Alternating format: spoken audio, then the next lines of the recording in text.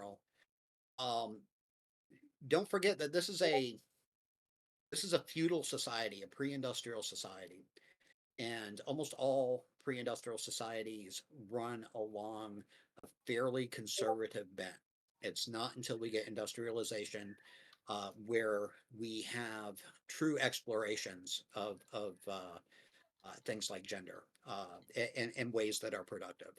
Um, and I would say that when it comes to um, characters who have gender considerations like that, um, in a pre-industrial society, they tend to find particular niches where they are safe enough to be able to express that to the point that they can, but they're still in a largely illiterate, ignorant, and usually brutal society.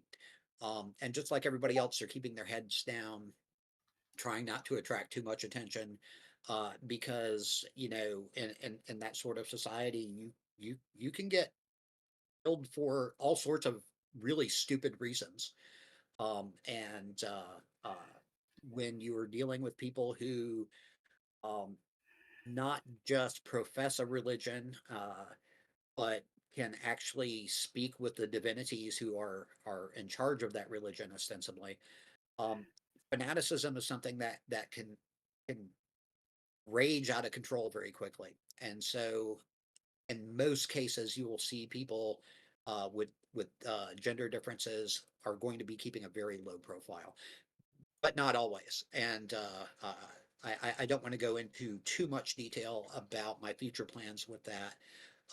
But you can expect things to be fairly subtle and take and honestly, it's something I've considered quite a bit. And the other reason I kind of shy away from it is because everybody else is doing it right now, in various ways. And as much as I can appreciate the intriguing story possibilities of that kind of character, um, with as much of of gender issues going on in the background of our own culture right now, I feel it would be kind of a cop out if I included it without having an incredibly good reason to. That's not to say that an incredibly good reason couldn't come along, and if that happens, I'll be happy to indulge in that. But it's got to make sense for the story, and it's got to make sense for the particular characters involved. I think that it's too easy for a writer to try to apply um, our own world's particular sensibilities to what is ostensibly a feudalistic world. And I think there's a real danger to doing that haphazardly. So when I deal with those issues, I will be dealing with them carefully, hopefully as carefully as I've dealt with other issues that people find sensitive, and it'll be germane to the story. I uh, don't want to do it just because everybody else is doing it right now, and I think that as our own culture kind of progresses, um, there will be opportunities for that, but I don't want to do it haphazardly. Okay. Andrew is going to read out one of our people's questions because they don't have their mic working. This is from Grey Jedi Paladin. With their culture so steeped in music, have you ever thought about a story from the Alcalam perspective that is deaf? Interesting, you should mention that, because my eldest son Owen, whom some of you have met, he's been taking American Sign Language in college this last semester and really enjoyed it. And even though he's probably not as creative as Hayden, he is always on the lookout for a good story. And so we've actually been talking about a story about sign language and deafness, um, and trying to come up. And he actually had some really nice ideas that we're going to develop, I think, and possibly include in a future anthology. But the Alcalon angle we actually hadn't considered. I'm glad you brought it up. That actually makes a lot of sense, and maybe the kind of final piece to that story puzzle that we needed. Um, Ironically, the character of the story that we wanted to um, use was Jonic post events of Preceptor. Basically, one of his little uh, clones, duplicates, thought forms would be the headline character for that story.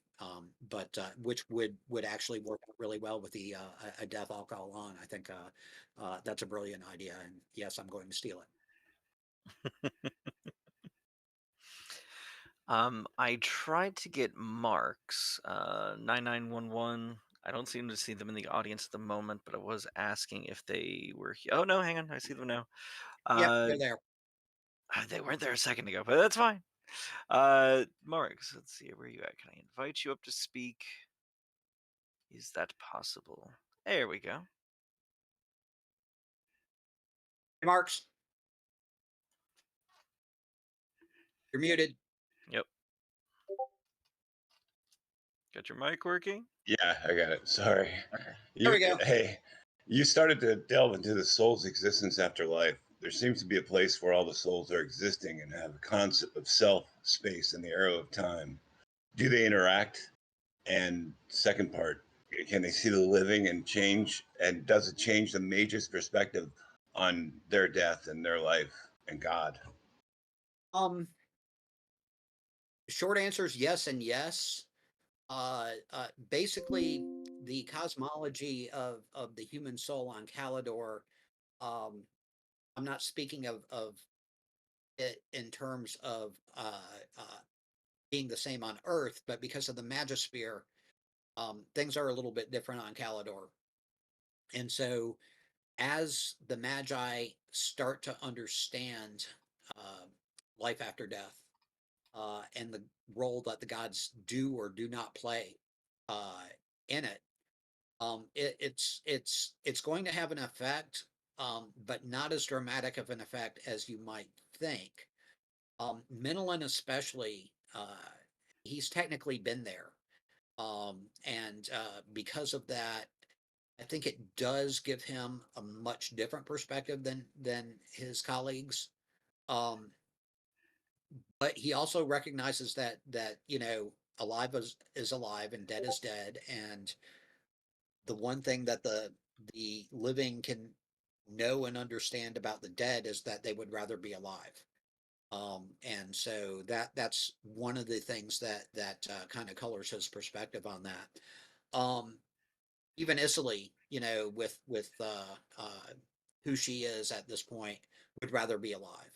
Um, there are detriments to being dead, and the kind of stagnation that portion of your soul that lingers on Calidor after you die. Um, that's not your complete soul. In a way, it's a different, I guess, aspect of your enneagram, um, or like an enneagram that gets put into the ghost rock. Um, but it is certainly something that's going to challenge men, specifically from an existential perspective. The other magi, with the exception of maybe Keteron and Terran, um, they don't really have the same perspective or the same understanding. Um, People just don't like mucking around with death and necromancy all that much. And it's something that has an inherent ick factor that only a few people can overcome, either through their character or their nature. And is a hard thing to grasp. Our mortality is what gives us the impetus to achieve, to strive, to move forward, and settling those questions from a technical standpoint has a danger of removing that drive from us. And I think Min understands that as much as he understands uh, uh, what he does about life after death. But great question. I like that sort of question. We've brought up Vrin. I'm not sure if I should roll the R there or not, but he has two questions. And you said it right, actually. Don't ask me why I put the second R in. First question was, what do you think the approximate year that the colonists left Earth? And did you have a good idea in mind of their overall technological level, and maybe a good example of one of their high watermark achievements before they left? Sure. They basically left in the, I would say, latter half of the 21st century, after first contact with alien species. And the entire colonial effort was basically, and we'll get into this in more detail as the series goes on, especially in the third dichology. But the entire colonial endeavor was a means of appeasing those humans on Earth who were not down with adopting a more, I guess, cosmopolitan, cosmo-terrestrial culture.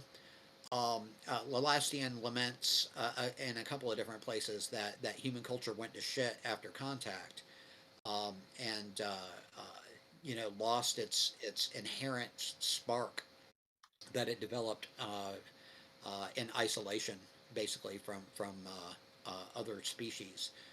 And that's kind of the reflex that fueled the colonial efforts. Now, there were a lot of large-scale colony ships, which I would argue were the high watermark for the terrestrial civilization, because they were still, even though humanity had access and somewhat of an understanding of higher level technologies from alien encounters, um, these colony ships were built specifically to be the epitome of Earth civilization as it was spread out into the void. And so one could argue that the ships themselves are the high watermark for a relatively culturally pure human civilization, just as it was getting overwhelmed by the possibilities and histories of other alien species that were free to make contact with the humans of Earth after contact. It's pretty ironic that in order to go back to being a primarily human interactions, they came to a planet with so many different races.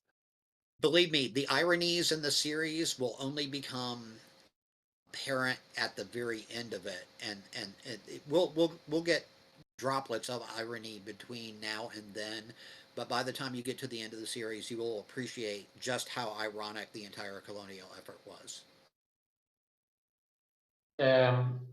Hello again. My question is: Yeah.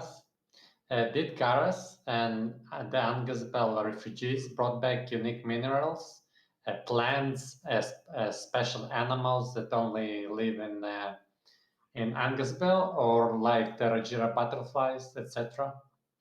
Right. Yes. Again, quick answer to that is yes. He was actually pretty comprehensive in collecting specialty samples from Angskabel, specifically the butterflies. Um, and there's a funny story, and I may have told it before, why the butterflies were included in the first place. A lot of you know that one of my best friends and business partners is the character known as Lance of Boone. Um, his real name is Lance Sawyers, and he's been one of my best friends for 25 years now. And he told me a story about when he was a little kid. Uh, he's got some weird fears, and one of them is butterflies. And I was like, that's the weirdest thing I've ever heard. And then he described the situation where, as a little kid, there was an explosion of moths or butterflies or something like that. And they just kept clinging to him and would not let him go, and it freaked him the fuck out. Uh, uh, something that was fairly innocuous to everybody else. Um, uh, and I'm like, hey, wait a second, I can use that. And so um, that I put the sensitive butterflies in there, but that's not going to be the only thing that Gareth brings back. As a matter of fact, he will have come back with a fairly extensive collection of flora and fauna from Angskabel, as well as a lot of notes that were gleaned from the Cave of the Ancients about this. He had a whole year there and a lot of time inside. So he did a fairly comprehensive study and was looking specifically for things that the Magi and Menelem would find useful once he returned. And so when he does return, he brings back butterfly eggs and all sorts of other fun stuff. So look forward to that. Our next one comes from Ixlock. Oh, hello. There we go. Oh, Hello. Hello. My question was, I was curious, like, have all the gods morphed from, say, like Earth culture, heroes, history, things like that? Previously, like, is one of them actually like used to be Spider-Man and morphed down into something else that could have been, like I don't know, like a god of tricks or something like that? Excellent question. And uh, I will admit that yes, some of those um, very early thought forms that were pulled from popular culture still linger. And my Interesting. few beta readers out there will know at least one example that will be appearing in Shadowblade. I always Um, thought Huey, Dewey, and Louie myself, personally. Oh yeah, yeah. Now, there's some. There has been some discussion at the last forum. Actually, I think we talked about whether or not they were from the Ducks or from the robots from Silent Running. And Ooh. yeah, because that actually was a very influential movie that I saw as a kid. Um, it Cool. was one of those pre-Star Wars sci-fi movies that all of us rocket kids were geeking out about back in the day. Looking at it now, and I just watched it probably 6 months ago. The special effects are purely Doctor Who in the '70s sort of uh, level, but the overall story was cool. And hey, cute robots, you can't go wrong with them.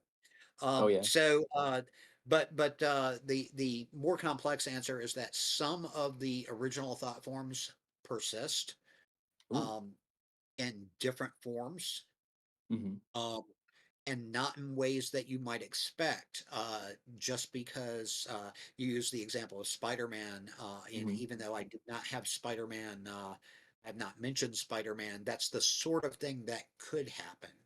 But I Oh. would remind you also that there are cultural heroes from, especially the European roots of the colony, who may well have manifested and continue to manifest.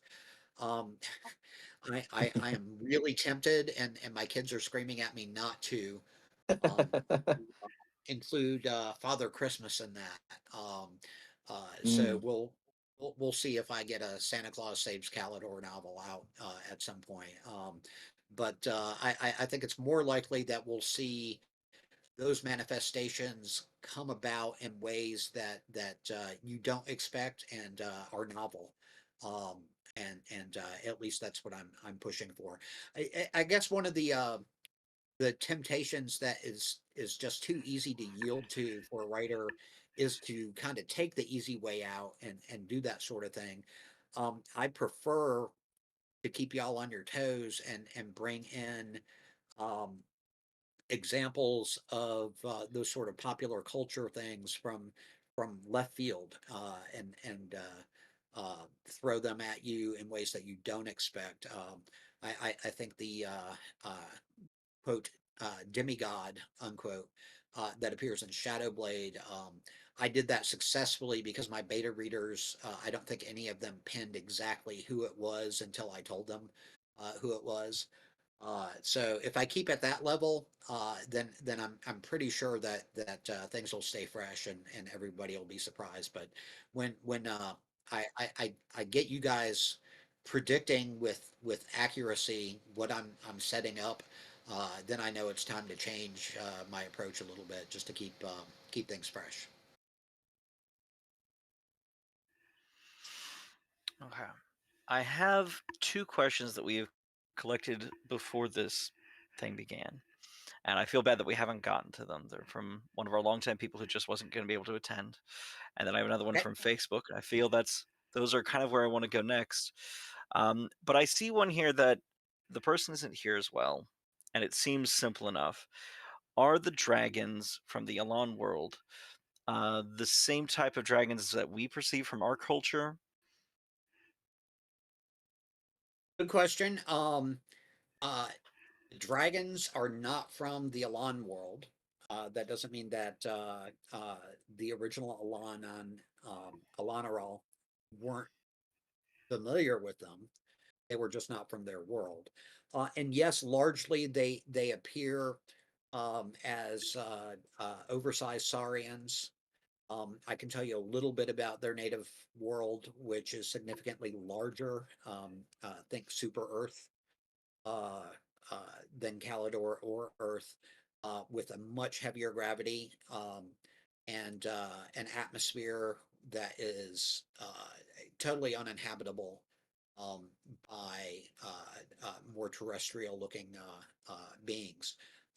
It's a really brutal environment that they evolved to exist in. It's hotter. The air pressure is about 8 atmospheres. It's significantly thicker air, very volcanic, um, but not without oceans as well. Um, that's why dragons can swim.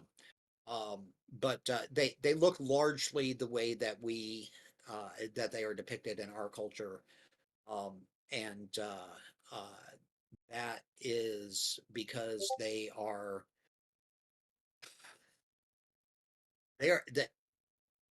they have evolved and progressed enough so that there are colonies of them throughout the galaxy, and not just from one planet. But just like any other species, um, to the right aliens, that just makes them a commodity.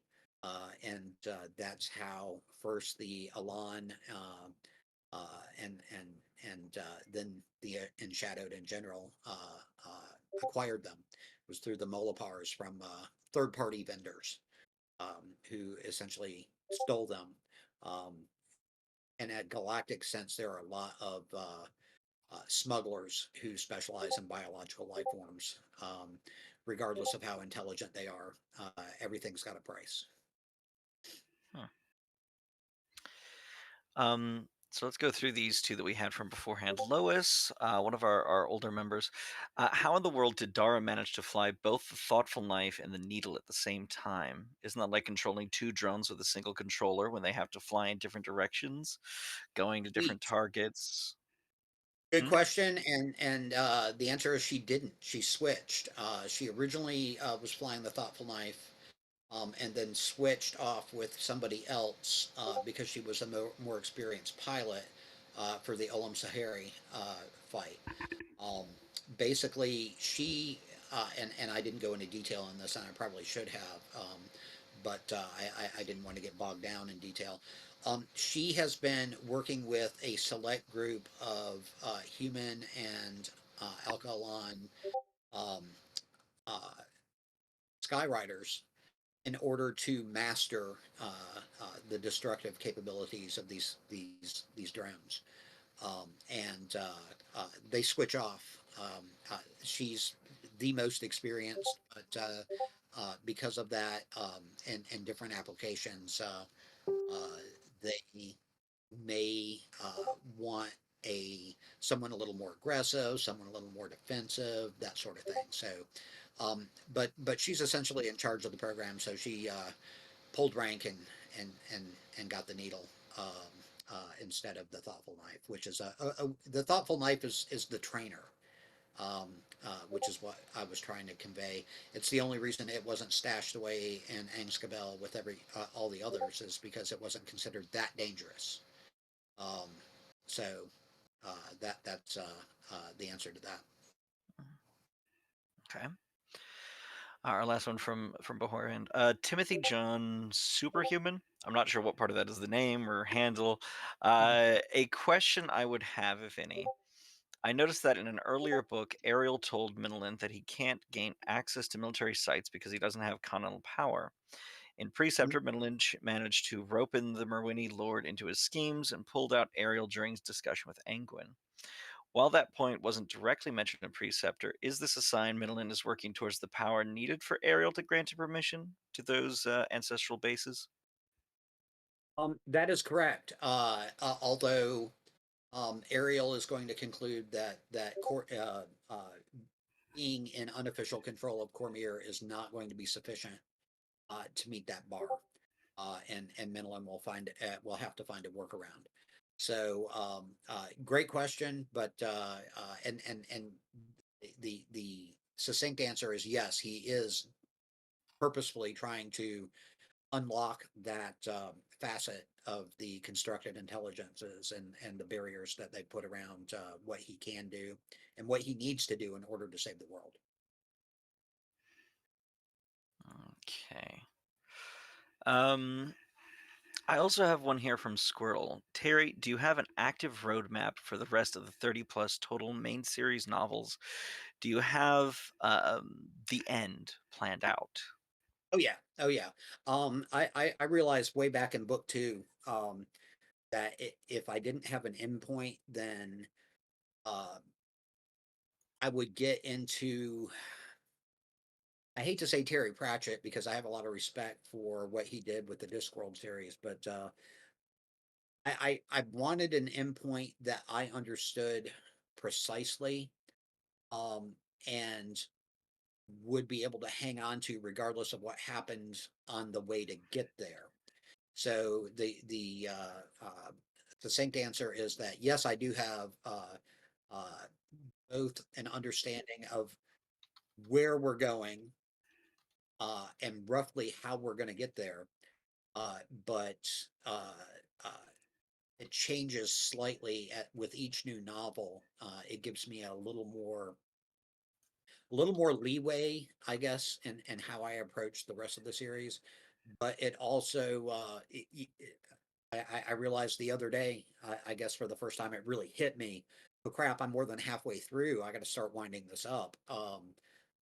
And in doing so, I know what high points I need to hit, but I also understand that there are a lot of character arcs and plot arcs that uh, uh, still have some play in them, and will give me some freedom with how I get to that endpoint. And I know, again, I have precise understanding of that last book. I even know what it's called. I'm not going to go into it, but um, that was uh, that was absolutely essential. If I was going to do 30 books, I had to know how I wrapped it up. Okay. We're going to try to take one more from Amanda and then the last one from Alex. Alrighty. Hi. Hey, Amanda. Hi.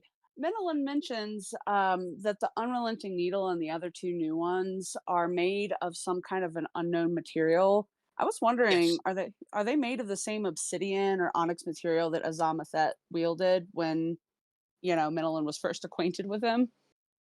Good question. The answer is no, but it's something of almost comparable strength. Uh, it's basically a 12 on the hardness scale, diamond being 10. So it's beyond our ability to fabricate at this point without magic. but it doesn't have the same anti-magic properties that the obsidian that Azamathat used. That's more of an anti-snowstone, uh, a, a piece of Jevelar, you could think of it. Um, and it's very difficult to produce as a snowstone.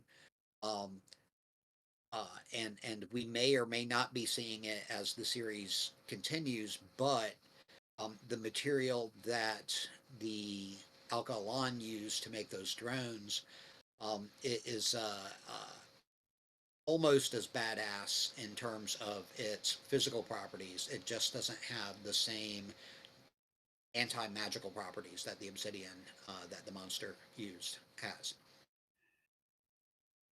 Interesting. Well, I'm excited to see what they come up with. Like, Well, gosh, me too. I hope I think of something good. All right.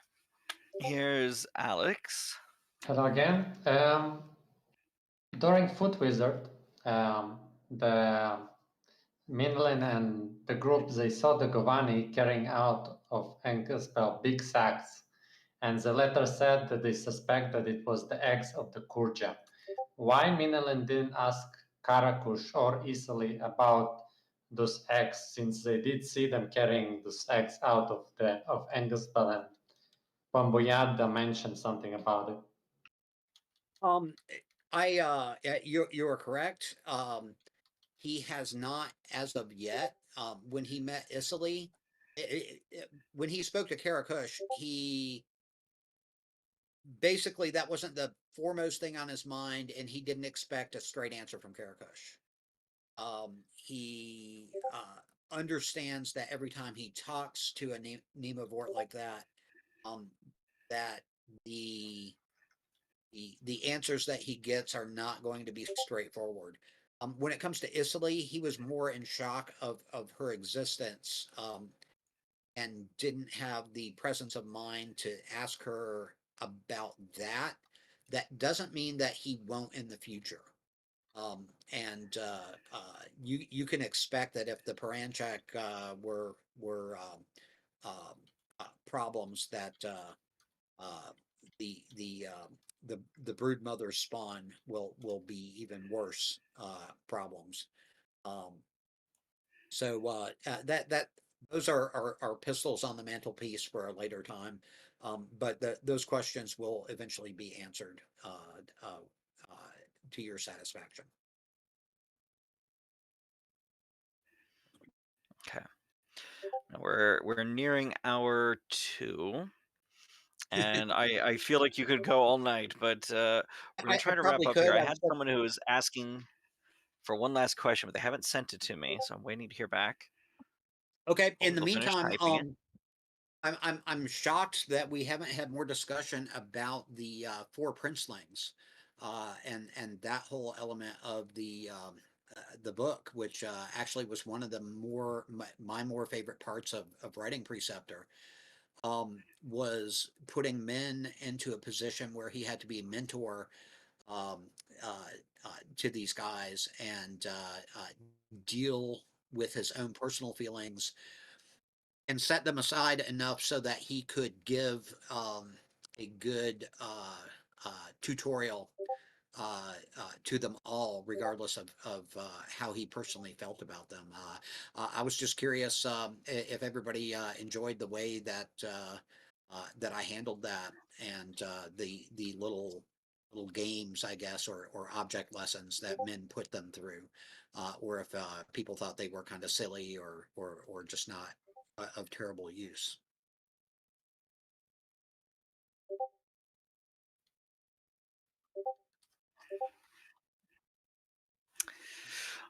To be honest, my favorite sections come from the various scenes with them and the trainings that he does, the different tests. It's always fascinating to have the different perspectives of what he's expecting from them and what they're expecting him to be looking for. And of course, they're generally getting annoyed because, oh, we're going to go do this now. Sure. I Okay, am also good, interested in good. what others were thinking because I didn't really get a lot of chance to follow the commentary in our chats the last couple weeks. Hopefully, we'll see a few things there. But I do have his question, I think. All right, go ahead.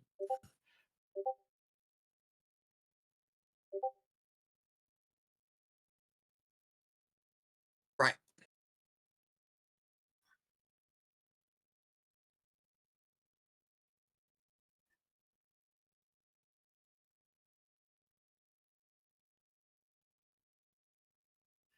Well, right, right. It's similar, and I based this on actually the early industrial revolution in England, where and to a lesser extent in New England, when railroads were arising and creating absolute havoc in um, uh, pretty much everything about society. Railroads transformed specifically British, but largely European society, well, and eventually world society, wherever they went, because they changed the rules of the game in such a dramatic way that once you had access to that technology and were able to maintain it for any length of time, it dramatically transformed the way that we did just about everything.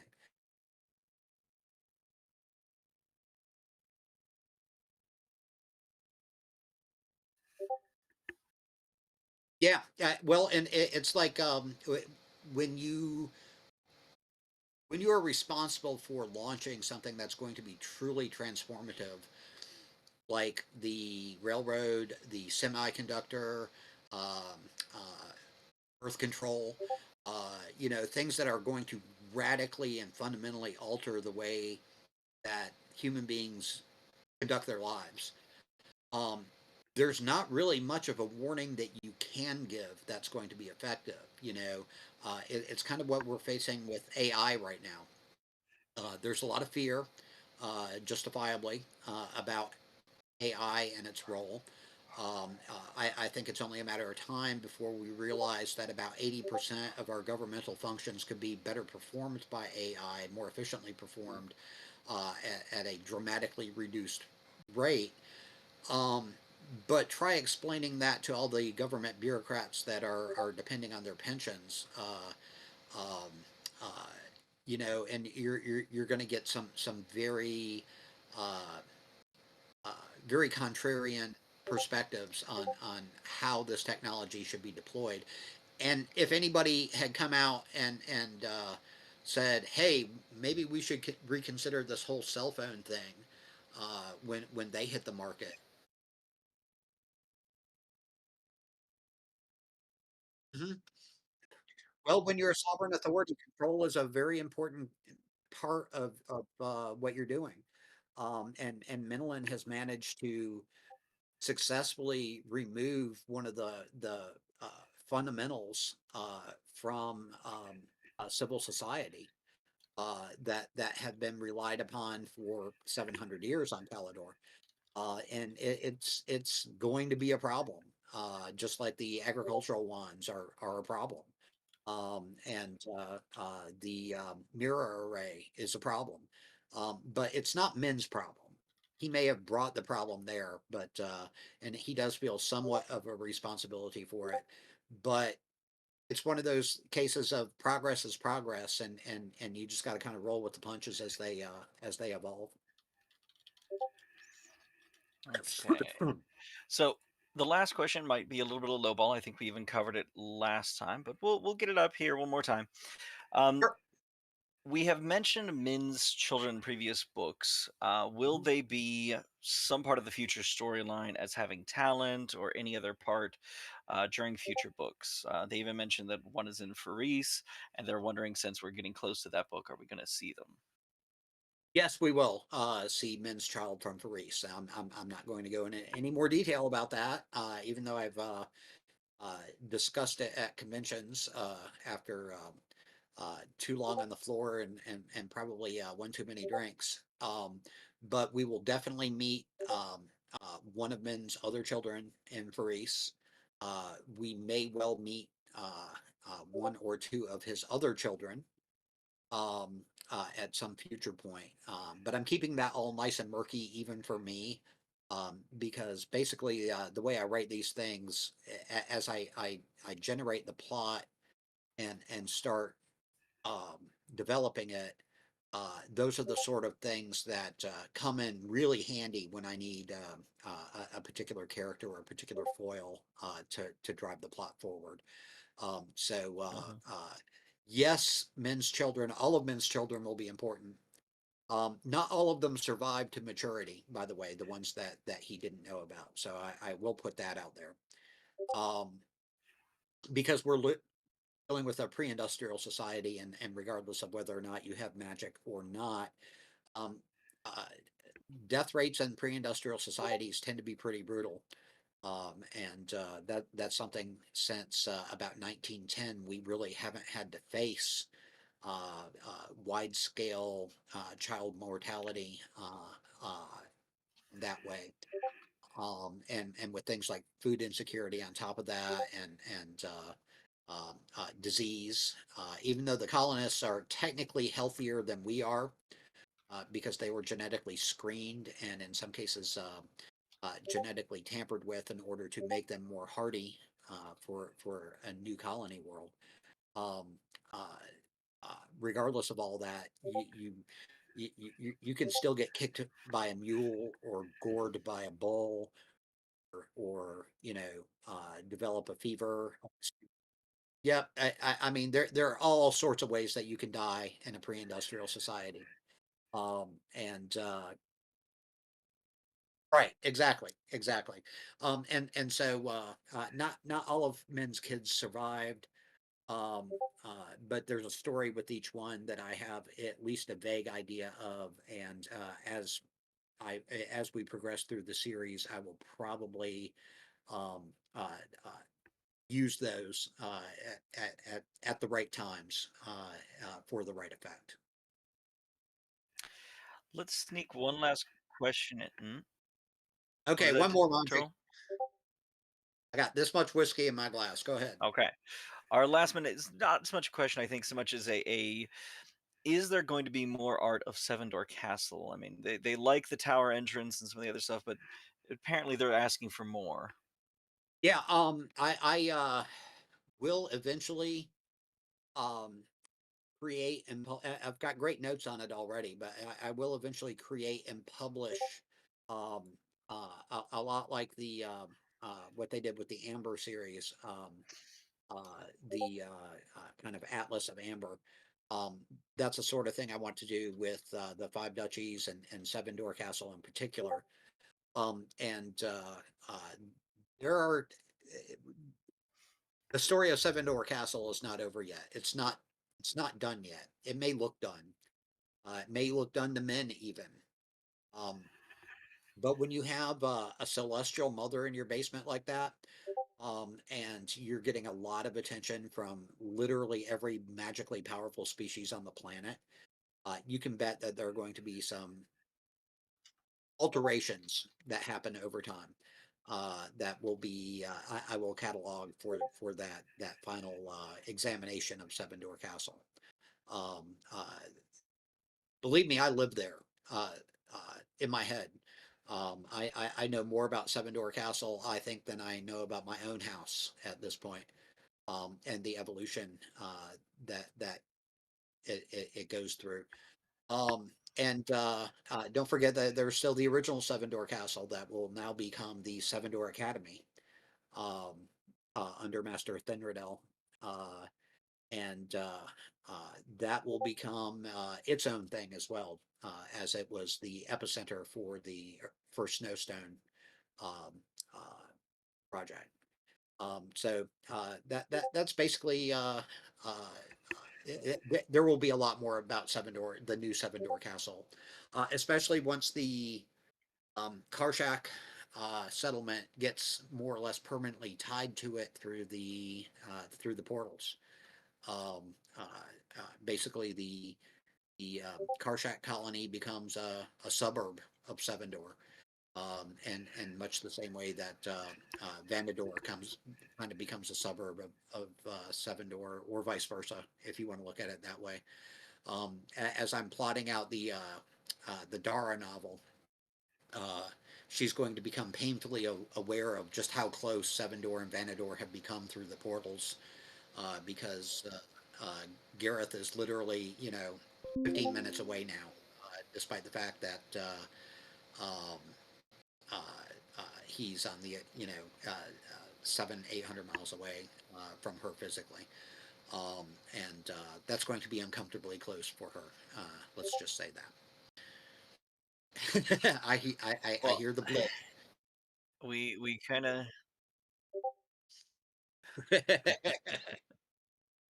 we reached Well, kind of who? the end of our session. Go ahead. Okay. Sorry. Well, I was just going to say, who marries who is going to be a big issue in Practical Adept, especially, and we're going to see a couple of surprises. I will say that I have finished the prologue where Tyndall and Rondell have a glorious double wedding ceremony in Vanador, Mm, and that nobody dies. shocking. As a matter of fact, No men point duels. There has to be at least one duel. Men points out that nobody dies, no one attacks, he's the Hawk Spinster. I love it. Um, uh, it's it's one of the few moments that Min has and he dwells on this, not just dwells on it, he revels in it. It's one of the few moments that he has of uh, just complete vindication for the role that he's played in Tyndall and Rondell's maturity. And with the admission that he was by far, he was not the only one who contributed to that, but he takes a very fatherly pride and professional pride in the fact that these two illiterate hicks from the Mendens have risen in stature and status in their world and accomplished themselves in ways that he never could have imagined. And I guess that's a reflection of my own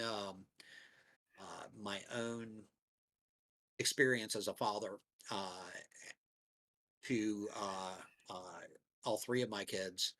Um, as we're getting to the point where they're supposedly going to launch out of my house, which ain't ever going to happen because Daddy's made it way too comfortable here. Um, and I understand the dangers of that, but um, as I'm reflecting on my own children achieving adulthood and starting their adult lives, that's kind of reflected in how men sees Rondell and Tyndall and their new brides, and how that's going to affect things moving forward. I hesitate to say it because she'll get very self-conscious about it, but my daughter Morgan has recently acquired a boyfriend, and this too has played a role in how I wrote that scene. Um, uh, and it's a bittersweet thing, they seem to be very compatible and have very deep feelings for each other.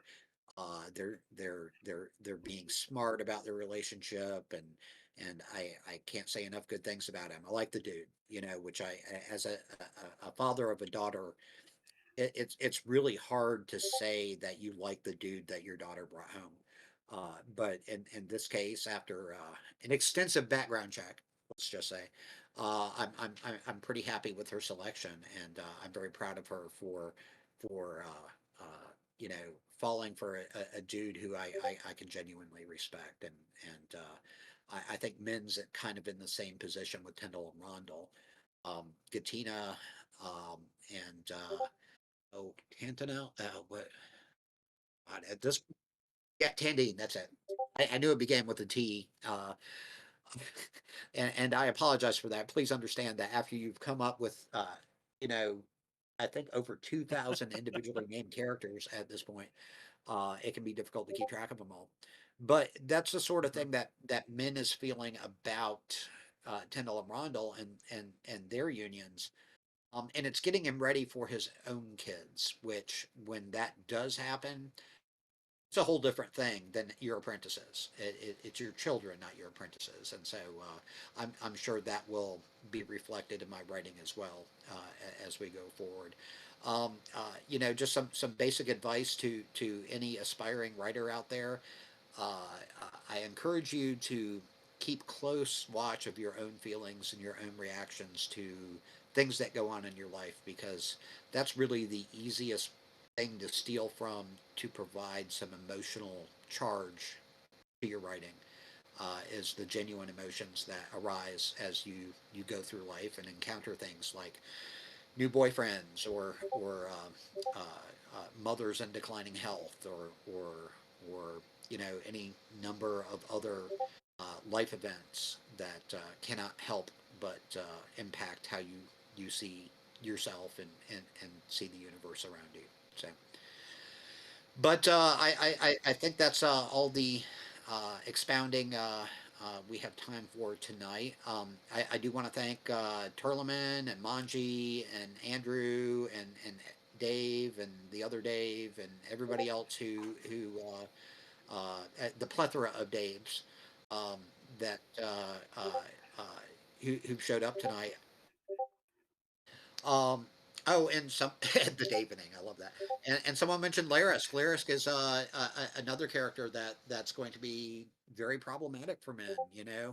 I've got nephews who piss me off sometimes, and that's kind of where Larisk came in, the whole character of Larisk. Uh, uh, Mhm. but I have no doubt.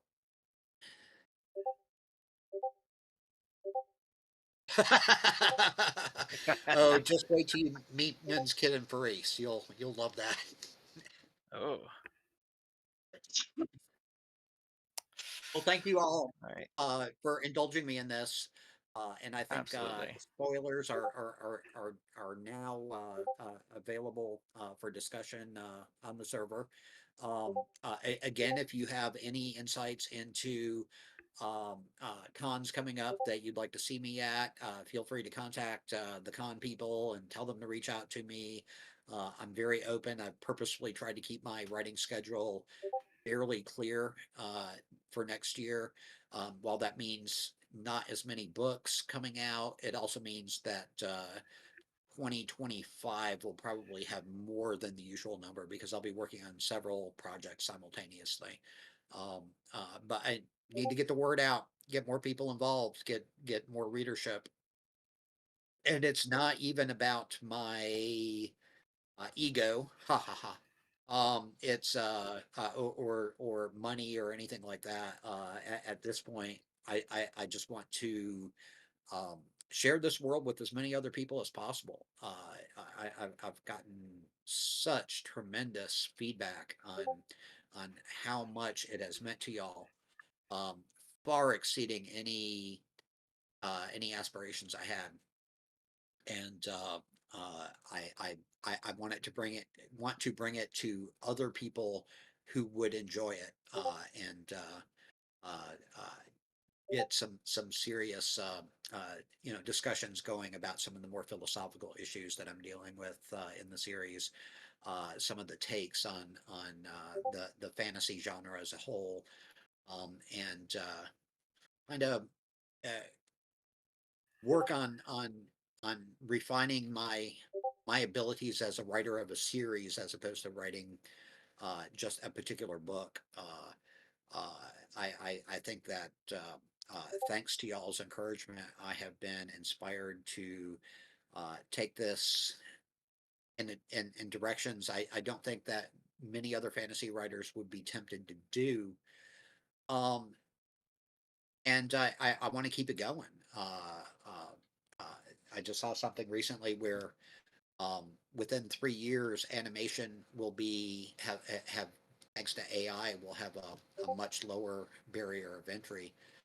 And I'd love to see this serialized and produced as an animated series at some point. Um, and I think most of y'all would like it like to see that too. So the more people who are into the series, the more likely that is. But thank you all. I hope you all have a tremendously um, happy holiday. I will be celebrating Yule and have been celebrating Yule. My monstrous Christmas tree is already assembled, and I think we're going to be decorating it tonight or tomorrow. And I'm kind of in a very festive mood, thanks largely to the very positive reviews that Preceptor has gotten. And that has encouraged me to plunge into Practical Adept with a lot of enthusiasm, and I appreciate that. That's something that very few writers ever get to experience to that level, and I'm genuinely grateful for all of you who have been willing to invest in the series the way that you have. So thank you.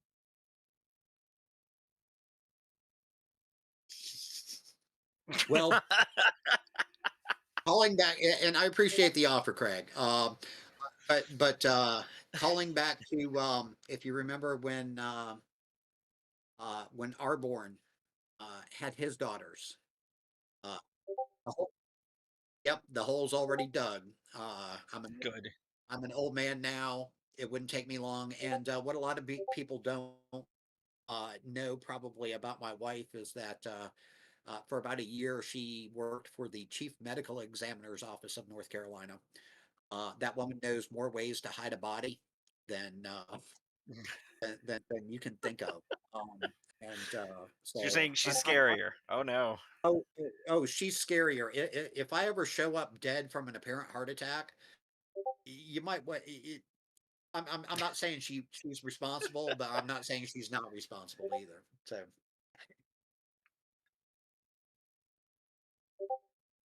oh yeah. Yeah, when I started revealing spoilers.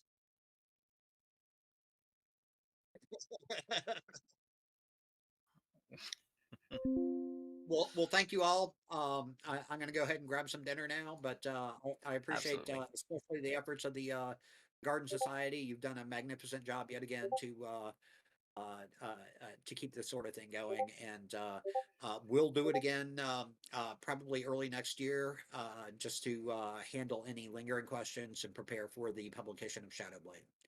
I mean, Um, you let us but know, and the answer is always we'll do it. So, all right. Thank you guys. I very much appreciate it. And great mhm. questions, everybody tonight. I have to commend you. I've got some of the smartest damn fans out there, which is both incredibly gratifying and terribly frustrating because I can't take the easy way out ever with y'all. It's always got to be complicated. But yeah, that's happening. That's happening. I got to put that one. So that's definitely coming, and it'll be a straight up romance novel. Because by God, I can write anything, and that includes a romance novel. So we're gonna prove. All right, guys. Everybody have a good night. Thank you again. Bye bye. Good night.